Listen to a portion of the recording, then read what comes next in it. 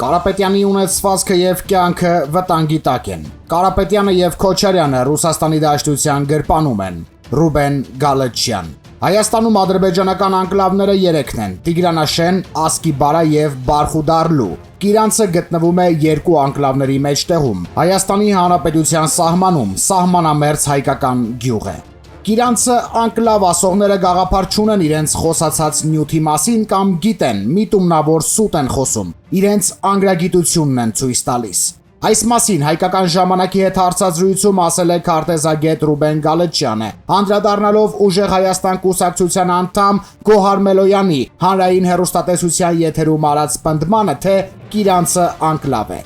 Գալաչյանը կարծում է, որ Ռուսաստանը կեղծում է իրականությունը, ասելով, թե չգիտի որն է Հայաստանի Հանրապետության եւ Ադրբեջանի սահմանը։ Ռուսաստանի Դաշնության ղեկավարն ուզում է վերադարձնել խորհրդային ղեկավարումը եւ իր շուրջ հավաքել մի շարք երկրների, որոնք կլինեն իրեն հլու հնազանդ, ինչպես Բելարուսն է։ Հայաստանն էլ են ուզում այդպիսին դարձնել։ Ռուսաստանի Դաշնությունը չի կարող լինել անաչառ երաշխավոր։ Արցախում ադրբեջանական դրոշը ռուսներն էին բարձրացնում։ Այսպիսի երաշխավոր ենք ուզում։ 300 տարի բոլոր իր հարցերը լուծել է Հայաստանի Հանրապետության եւ հայ ժողովրդի հաշվին։ Հակառուսականությունն էլ իրենք են սկսել, երբ Ադրբեջանը հարձակվեց մեզ վրա, իսկ Ռուսաստանի Դաշնությունը ոչինչ չարեց, ընդգծում է նա։ Զրուցակցի խոսքով Սամվել Կարապետյանը եւ Քոչարյանը Ռուսաստանի գրպանում են։ Կարապետյանին պարտադրեցին, որ մտնի քաղաքականություն։ Քոչարյանն ու հոգեվորականները չկարողացան այդ գործն անել։ Կարապետյանի ունեցվածքն ու կյանքը վտանգի տակ են։ Անդրադառնալով իշխանության ընդդիմախոսների պնդումներին, թե Ղարաբաղի հարցը լուծելու են,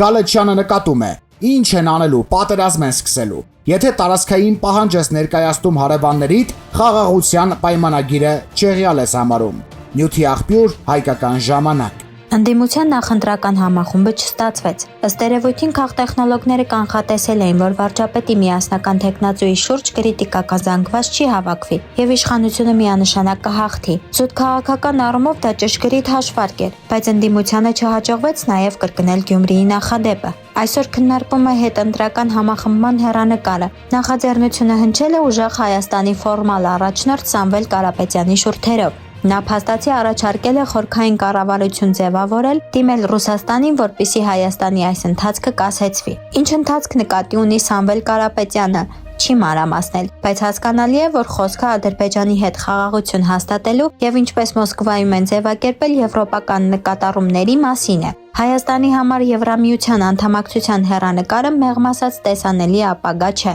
Անորոշ է նաև թե Եմենը իրոք կվերածվի ինքնուրույն ռազմական դաշինքի, ինչպես պնդում են Ռուսաստանում։ Հայաստան-Ադրբեջան խաղաղության եւ հարաբերությունների հաստատման մասին պայմանագիրը մինչդեռ նախաստորագրված է։ Գործնականում ստացվում է, որ ընդդիմության հետընտրական համախումբը, խորքային կառավարության ձևավորումը եւ Ռուսաստանին դիմելը Հայաստան-Ադրբեջան խաղաղ ընթացքը կասեցնելու նպատակ է հետապնդում։ Ընդդիմադիր ուժերից համախմբման պլատֆորմա ռայժմ հրապարակել է միայն Հայ ազգային կոնգրեսը։ Այդ տեքստի քարոզչական հարդը քամուն տալուց հետո մաղի երեսին մնում է մեկ առարկայական խնդիր՝ թույլ չտալ, որպեսզի սահմանադրության նախաբանից անկախության հռչակագրին հղումը հանվի։ Եթե նկատի ենք ունենում, որ Ադրբեջանը Հայաստանի հետ խաղաղության պայմանագրի ստորագրումը ուղղակիորեն կապում է ՀՀ սահմանադրությամբ, ամրագրված տարածքային պահանջները վերացնելու հետ, ստացվում է, որ ընդդիմությունը ձգտում է Արցախը, Հայաստանը եւ վերջ դրույթը որպես սահմանադրական նորմ պահպանել եւ Հայաստան-Ադրբեջան խաղաղության ընթացքը կասեցնել։ Գլխավոր հարցը մեկն է՝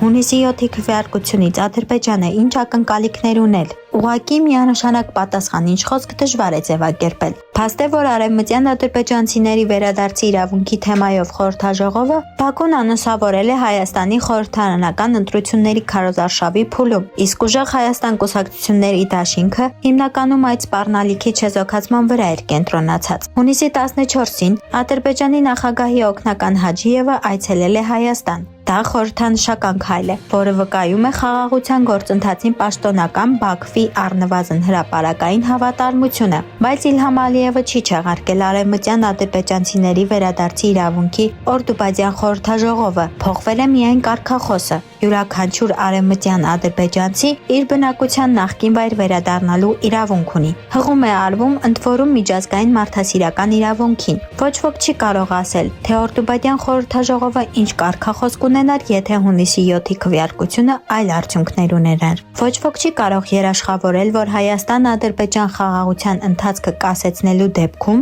յուրաքանչյուր արևմտյան ադրբեջանցու մարդասիրական իրավունքը չի փոխակերպվելու։ Հայաստանը կայացել է վաղեմի ադրբեջանական հողերի վրա ակնհայտ պահանջատիրական կարգախոսի։ Ըստ այդմ հրատապ է, թե ընդդիմությունը միավորվում է, որ ինչ անի։ Նյութի աղբյուրը Առաջին եմ։ Հարավային Օսեթիայի նախագահ Ալան Գագլոևը ընդունել է Վլադիմիր Պուտինի առաջարկը եւ հունիսի 23-ին նշանակվել ՌԴ նախագահի խորհրդական։ Այդ մասին Գագլոևը հայտարարել է անձամբ։ Նա վստահություն է հայտնել, որ մայիսի 9-ին Մոսկվայում իր եւ Պուտինի ստորագրած խորացված ինտեգրացիայի մասին պայմանագիրը հնարավորություն է, որպեսզի հարավային եւ հյուսիսային Օսեթիան միավորվի։ Գագլոևը փաստացի անոնսավորել է Ռուսաստանի կազմում Օսեթիայի միավորումը, որի մասին ինչպես նա է արտահայտել, երազել են հերոսական նախնիները։ Որքանով հասկացվում է, Հարավային Օսեթիայում նախագահի ընտրություններ չեն անցկացվի։ Այդ պարտականությունները կկատարի կառավարության նախագահ Մարատ Կամբոլովը։ Ռուսաստանի կազմում միասնական Օսեթիայի ստեղծումը չափազանց ծանր հարված է վրացական երազանք կուսակցությանը, որ 2024 թվականին խորհրդարանական ընտրություններում հաջողության է հասել նաև այն քարոզչության շնորհիվ, որ ուկրաինական հակամարտության հարցում Թբիլիսիի լոյալ վերաբերմունքի դիմաց Ռուսաստանը պատրաստ է Աբխազիայի եւ Ցխինվալի տարածաշրջանի համար հատուկ կարգավիճակի միջոցով աջակցել կոնֆեդերատիվ Վրաստանի կայացմանը։ Եվրոպամետ ընդդիմությունը, բայց հատկապես նախկին նախագահ Միխայել Սաակաշվիլիի միասնական ազգային շարժում կուսակցությունը Բիդինա Իվանիշվիլիին սուր քննադատության են ենթարկել ընտրողներին բացահայտ կեղծիք ներշնչելու համար եւ հիմնավորել, որ Ռուսաստանը օկուպացված տարածքները երբեք ինքնակամ չի վերադարձնի։ Այդ կանխատեսումը այսօր Հարավային Օսեթիայի մասով իրականություն է։ Ինչ է սպասվում Աբխազիային։ Անցած աշնանը Սուխումիում հակառուսական ցույցեր են կազմակերպվել։ Երևում է ՌԴ իշխանություններին առայժմ չի հաջողվում աբխազական վերնախավում միավորման աջակիցներ գտնել։ Սուխումիում շարունակվում են պնդել, որ Աբխազիան միջազգայինորեն ճանաչված անկախ պետություն է։ Վրացական երազանքի կառավարությունը հանդես է գալիս խաղաղ բանակցային միջոցներով Վրաստանի տարածքային ամբողջականությունը վերականգնելու առաջնահերթությամբ։ Ռուսաստանի ԱԳՆ-ն համարում է, որ Վրաստանը որպես Աբխազիայի հետ չհարձակվելու մասին պայմանագիր ստորագրի, պաշտոնական Թբիլիսիին այդ առաջարկությունը մշտապես մերժվել է։ Ռուսաստանի կողմից Հարավային Օսեթիայի փաստացի անեքսիան, ինչպես կազդի ռուս-վրացական հարաբերությունների վրա, կանխատեսելի է։ Հավանական է, որ Վրաստանի ընդդիմությունը կփորձի փողոցային շարժում սկսել, բայց շատ ավելի կարևոր է աբխազական վերնախավի եւ Սուխումիի դե-ֆակտո իշխանությունների մոտեցումը։ Ռուսաստանը հազիվ թե Աբխազիայի հետ իրավահավասար հարաբերություններ հաստատի։ Սուխումին կընդունի կոնֆեդերատիվ Վրաստանի սուբյեկտությունը։ Նյութի աղբյուրը Առաջին AM։ Մեծ Բրիտանիայի վարչապետ Սթարմերը հայտարարել է հրաժարականի մասին։ Մայիսին տեղական մարմինների ընտրություններում լեյբորիստական կուսակցության պարտությունից հետո դա սպասելի էր։ ԱՄՆ նախագահ Դոնալդ Թրամփը Սթարմերի հրաժարականի առթիվ հիշել է երկրորդ համաշխարհային պատերազմում անգլո-ամերիկյան համագործակցությունը եւ ափսոսանք հայտնել, որ Մեծ Բրիտանիան Իրանի դեմ իսրայելյան-ամերիկյան պատերազմին չի մասնակցել։ Ռուսաստանում նախապես Թարմերի հրաժարականի առթիվ կարծես ուրախ էին։ Մոսկվան Ուկրաինայի հարցում Լոնդոնից դժգոհ է դեռևս վարչապետ Ջոնսոնի ժամանակներից։ Սթարմերի հրաժարականը, սակայն, լեյբորիստական կուսակցությանը չի զրկում նոր կառավարություն ձևավորելու իրավունքից։ Այդ իմաստով Մեծ Բրիտանիան Ուկրաինայի հարցում սկզբունքային նոր դիրքորոշում ամենայն հավանականությամբ չի դրսևորի։ Բայց մինչև լեյբորիստները կուսակցության նոր առաջնորդ եւ վարչապետի թեկնածու կընտրեն, Մեծ Բրիտանիայի խորհրդարանը քննարկել է երկրում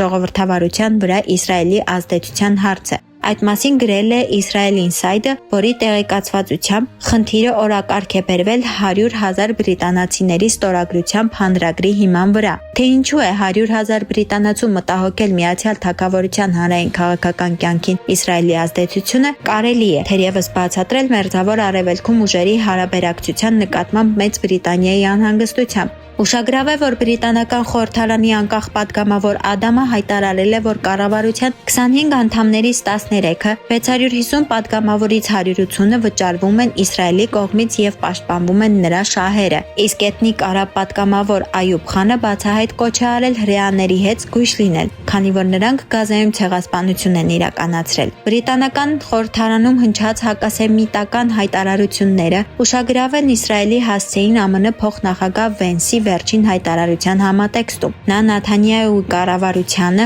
խորհուրդ է տվել հաշվի առնել, որ աշխարհում Իսրայելի մեկ դաշնակից է մնացել, եւ դա Միացյալ Նահանգներն է։ Որքանով է արաբական մաֆիան ազդում պաշտոնական Լոնդոնի արտաքին քաղաքականությանը, բարդ է ասել։ Իսկ ահա ամերիկյան մամուլի կողմից արձանագրվել է, որ նախագահական ընտրություններում Դոնալդ Թրամփին մեծ աջակցություն են ցուցաբերել նաև էթնիկ արաբները։ Մեծ Բրիտանիան մինչև երկրորդ համաշխարհային պատերազմի ավարտը կառավարել է Պաղեստինը եւ բնականաբար Մերձավոր Արևելքում սեփական շահերն ունի։ Ով կգլխավորի Մեծ Բրիտանիայի նոր կառավարությունը։ Դրանից Լոնդոնի աշխարհաքաղաքական հետաքրքրությունների շրջանակը չի սահմանափակվելու։ Բայց եթե Ուկրաինայի հարցում լեյբորիստները մնալու են Ռուսաստանին թշնամի, միանշանակ չէ, որ Իրանում եւ առհասարակ Մերձավոր Արևելքում Լոնդոնը եւ Վաշինգտոնը ընդհանուր հայտարարի չեն հանգի։ Նյութի աղբյուրը Առաջին AM։